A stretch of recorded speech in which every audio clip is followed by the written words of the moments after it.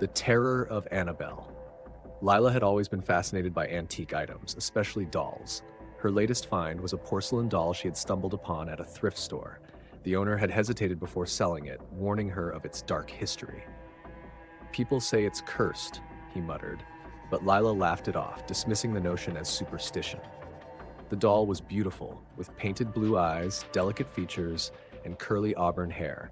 She decided to name it Annabelle. Placing it on a shelf in her room, Lila admired her new collection piece. That night, however, strange things began to happen. Around midnight, Lila woke up to an odd creaking sound. The air in her room felt heavy, almost suffocating. She glanced at the shelf where Annabelle sat, and for a split second, she thought the doll's head had turned slightly to the left, as if watching her. "It's just my imagination," Lila whispered to herself, pulling the blanket over her head. She forced herself back to sleep, ignoring the unsettling feeling that lingered in the room. The next morning, she found her bedroom in disarray. Books were scattered across the floor, her lamp was knocked over, and the closet door was ajar. Annabelle, however, remained exactly where Lila had left her, her painted smile unchanged. Did I sleepwalk? Lila wondered aloud, trying to rationalize the chaos. But deep down, unease began to take root. Over the following days, the disturbances escalated. At night, Lila would hear faint whispers that seemed to come from nowhere. Doors creaked open and shut by themselves, and objects moved inexplicably. Once, she found a chilling message scrawled in red lipstick on her mirror. "Play with me." Terrified, Lila decided to get rid of the doll.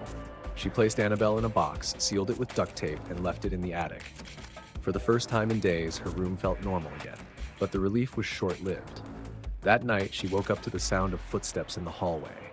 Her heart pounded as the steps grew closer, stopping right outside her bedroom door. The doorknob turned slowly, and the door creaked open. Standing in the doorway was Annabelle, her porcelain face now twisted into a sinister grin.